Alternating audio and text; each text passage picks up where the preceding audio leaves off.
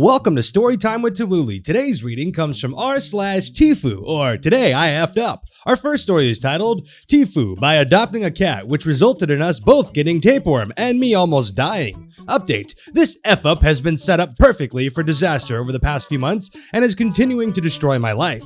This is a long one, but every detail counts in portraying one of the worst weeks of my life. Let me preface this by saying I love my cat more than anything, and while he is currently not sleeping anywhere near me, he's still getting a lot of cautious love. I can't imagine being self-isolated alone without him right now. Truly, I love him too much. Too much love got us here today. In January, I adopted an 11-year-old 19-pound chonker. I fell in love instantly. His last family returned him after 6 months with a bad case of fleas. He had been defleed, but came home with a slew of other health issues. By end of January, after a lot of vet visits, he seemed to be on the mend. I knew what I was signing up for when I adopted a senior cat, but just didn't realize the endless possibilities. Truly, I tell him every night before bed he's my ride or die, and that's about to be tested with this saga of the greatest love story ever told. Early February, he starts coughing and stops pooping in his litter box, despite me cleaning it daily. He's still peeing in there, but seems cautious and runs out immediately. Even when he started pooping on the floor, thank God for wooden floors, he'd run under my bed from it. That was the only time he'd go under my bed, otherwise he was cuddled up on or next to me. His medical chart from when I adopted him said he had issues with litter box pooping. They suspected he was afraid of his last family's other cat and it was behavioral, but something didn't add up. He was fine with pooping in the litter box for the first month after his kitty enema. I cleaned up his poop every other day and saw nothing out of the ordinary. He was starting to lose weight, which was good because as cute of a chonker as he is, it's not healthy, folks. I stopped free feeding him, started feeding him scheduled wet food meals, and we had daily playtime to get him to a healthy weight. I bring him into the vet in February for the 6th time in a month and a half. He had half of his teeth removed before I adopted him. This resulted in an incision infection and an enema due to opioid constipation. This visit was for his cough. I even asked if he could have worms. The vet tells me, "I know you're trying to be a good pet owner, but he likely has allergies and it's a behavioral issue. This might be something he has to live with. Come see me if his mucus turns brown." I had been right about every single Dr. Google diagnosis up until this point, but whatever. I buy an air purifier, vacuum, and clean regularly. Change the bedding weekly. I already have an obsessive cleaning schedule, and COVID quarantine has only allowed that time to thrive. Ask any of my previous roommates, and I am the cleanest person you'll ever live with. Despite the cleaning, some coughing days were better than others. All of a sudden, end of last week, he starts coughing a lot less, and I start feeling like absolute crap. My best friend even makes a joke that I caught whatever my cat had. Sick foreshadowing. When I read the article about the tiger in the Bronx catching COVID-19, I was convinced we both had it. My chest was tight, frequent bathroom runs, just pure exhaustion, losing weight rapidly despite being quarantined for a month in a tiny studio, malnourished to the point my hair is falling out. I'm a mess. I guess it's a good thing I got laid off 2 weeks ago because the bathroom and I are very close friends these days. I wake up Monday morning to the pungent smell of my cat's usual poop surprise on the wood floor. He's such a kind cat to poop where it's easy to clean up. That's when I see them. Worms crawling around everywhere. I'm gagging. Take a little sample for the vet and flush the rest. I Dr. Google the crap out of it, and it is for sure tapeworms. Then I read about the eggs. Let me remind you, I change my sheets and wash my duvet cover weekly. I make my bed the second I get out of it and even vacuum my duvet cover. I run to inspect my bed. There are eggs everywhere, little rice demons of hell that have been dropping from my poor cat's bum for 3 months.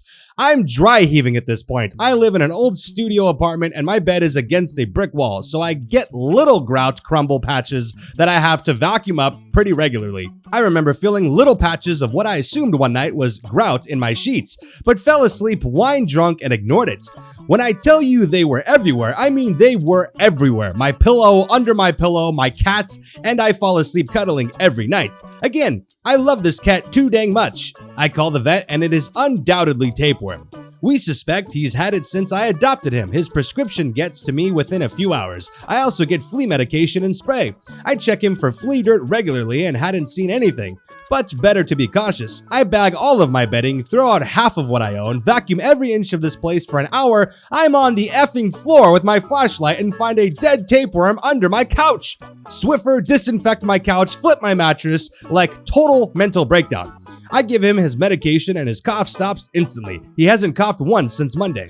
This has been one of my childhood phobias since I read that urban legend about the guy who starved himself, then put a burger patty on his tongue and lured the tapeworm out until he could grab it from his mouth.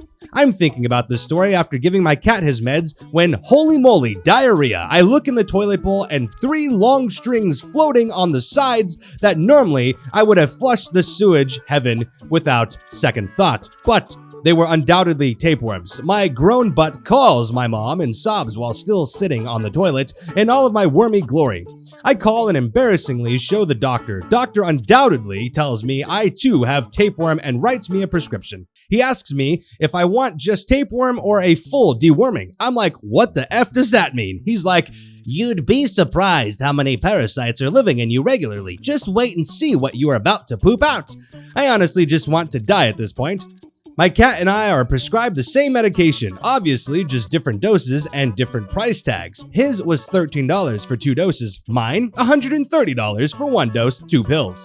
That's with my last month of insurance for my previous employer. I immediately receive a text that my prescription is on back order because of COVID. I'm trying to fall asleep that night on my couch without any blankets. When, would you effing guess it, my heat stops working. So now I'm just shivering on a small couch, knowing there's worms crawling around inside of me and eggs everywhere. I don't sleep. I call the pharmacy when they open in tears asking when my meds are going to get there. Lucky me, they had just arrived. He asked me, did you know your prescription is $130? I'm like, no, I've never had tapeworm, but I guess the price is irrelevant. We both nervously laugh. I also haven't had an in-person human interaction in a month because I've been self-isolating alone and laid off due to COVID. So this is trying on so many levels. I ordered delivery for a big meal from my favorite restaurant because 1, I have no appetite because the thought of feeding the worms makes me want to die. And I was hoping ordering from my favorite restaurant would entice me to eat. 2, medication has to be taken with food. And 3, I realize this is the last day the calories don't matter. Might as well enjoy it. I pick up my prescription, light a candle, call my best friend, and have a little virtual funeral for my worms and try to make light of the situation. I play the song I want played at my funeral. Hamburg Song by Keen, it's beautiful. But it just keeps getting worse, y'all. My best friend hesitantly tells me he was telling his physical therapist about my worm saga. She recommended buying clove oil and rubbing it on my pink starfish. I'm like, why? Apparently worms like to bite your butt on the way out, and clove oil prevents that. I hate everything at this moment. It's like the different levels of hell. I take the pills and am reading the prescription pamphlet. It notes that you'll experience random aches and pains while the worms are dying. Let me tell you, I felt every effing worm dying as I lay blanketless on my couch in the fetal position. All of a sudden, I'm thinking about the worms and I can't breathe. My throat is kind of itchy and I'm thinking there are worms dying in my tonsils at this point, or I got COVID at the pharmacy. I'm laying there in the fetal position telling myself it's just a panic attack. My cat decides to go pee at 2 a.m. Jumps out, startled, trailing pee all over the apartment. I know the medication says limit your alcohol beverages, but I say F it and make a drink. I clean the pee and finally fall asleep for about 3 hours. I wake up bright and early to the smell of cat poop. Still half asleep, I searched his normal spots and couldn't find any poops. He left it in the tub for me, a new spot. Thanks, cat.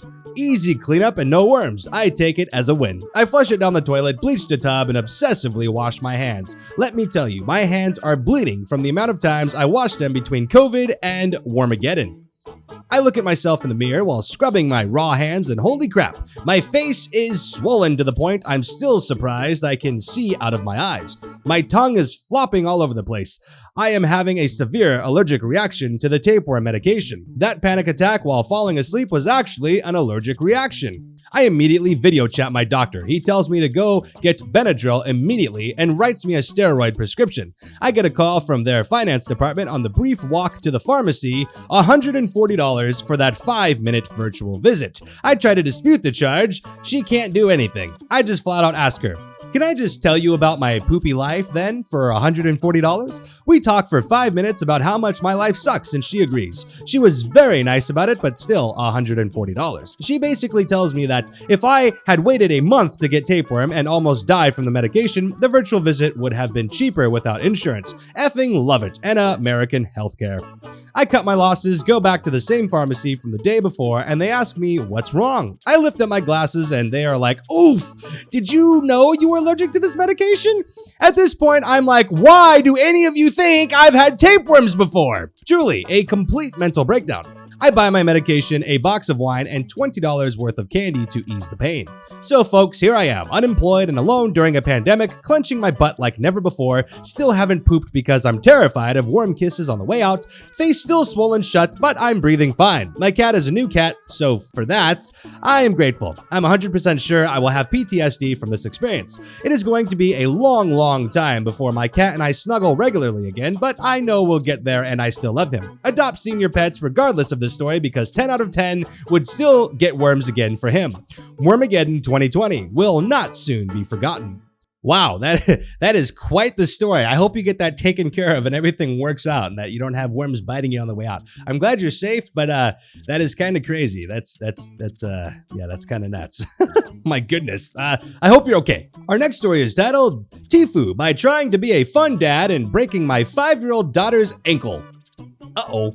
Let me start by saying that happened last night around 6:48 p.m. and I still feel awful and have just made a $125 get a well better package purchase to be shipped here so she can sit in her cast and be entertained / feel better. Even though she is super excited, she can just sit around and watch TV all day. I take a lot of pride in being a hands-on, do activities, play around, fun dad. Well, when my 5-year-old and 2-year-old wanted to go outside and jump on the trampoline after dinner, I was all about it. I love the trampoline. We have a nice sturdy one which can hold up to 800 pounds. I think I weigh about 240 pounds and I'm still able to jump and flip and do whatever. Anyways, one of my daughter's favorite games is to jump in circles around the edge and chase each other. Every now and then I will stop and throw a kink in the works, or I will give her a light pop to boost her a little higher than she is used to jumping. This time, I decided to pop her and she flung pretty high up. She landed fine, we had a good laugh and kept jumping. She took a brief break and began jumping again. I asked her if she wanted to pop up high again. She said enthusiastically, yes! So I took it upon myself to really go for the launch. You know, kinda like trying to send her into orbit. She would love it. I timed the jump, I put about 85% force into it, and next thing I know, the doesn't pop up but instead crumples to the trampoline and immediately starts crying. This was not a cry I had heard before, so I knew something was wrong. I laid down with her as she tried to catch her breath. By this point, my wife and 2-year-old had come over from the playground to check on us. All my 5-year-old kept saying was that she wanted to go inside, that she broke her foot. In an odd twist, I started to laugh because I had never heard her say this before, and my wife just kind of looked at me like, "What is wrong with you? Why are you laughing?" I had no idea, but it soon helped my 5-year-old laugh / cry, which made me feel better right until I looked down and saw her ankle was twice the size of her ankle. We got her off the trampoline and onto the couch and decided that she needed to go to urgent care. I stayed home with the 2-year-old and my wife took my 5-year-old. Obviously, I was worried and knew something was not right with her foot / ankle and was trying to focus on my 2-year-old and have fun with her. Waiting on my wife's call about what was wrong felt like it took forever. So when my phone finally rang, I answered right away, and this is where the night took a very humorous turn. My wife called not with bad news about my 5-year-old's ankle, but instead with news that our daughter had just told the entire waiting area that her mom had coronavirus, but she is better now. What? Ha ha ha ha ha! My wife has never had corona, and we do not know anyone who has had it. She has allergies, and we said we are glad she did not have it, corona, but never that she has had it. So she must have heard us wrong, but she said the entire waiting room was like, what the F? So after a little laugh, we hung up and I went back to waiting. The next call came with the news of the break and the severe sprain. When they returned home with He's Sky Blue cast, all I wanted to do was hug her and tell her how sorry I was, and all she wanted to do was tell me how excited she was that the doctor told her that she is going to have to just sit on the couch and watch TV. She also assured me it was not my fault and we were just having fun, and that she cannot wait to heal so we can jump on the trampoline again soon. Needless to say, after she went to B, I cried for a minute, then drank a handful of beers with my wife as we reflected on how amazing out daughters are and how I am no longer allowed to pop someone 1/4 my body size and wait on a trampoline. Wow, I'm glad that your daughter is okay. That is not fun, but I guess these things happen sometimes when you're playing around, but that is unfortunate, and I hope it doesn't happen again. Anyways, that is it for today. Thank you all for tuning in. I hope you enjoyed. If you did like this video, please like the video. And if you like these types of videos, please consider subscribing to the channel and hit that bell for notifications so you know when more videos come out. Thank you all for your continued support. And if you'd like to join the Discord community that we have, it's a lot of fun. It's pretty amazing. That link's in the description, along with all of my other social media links if you'd like to follow me on other parts of the internet as well. Again, thank you all. And with that being said, we'll see you next time.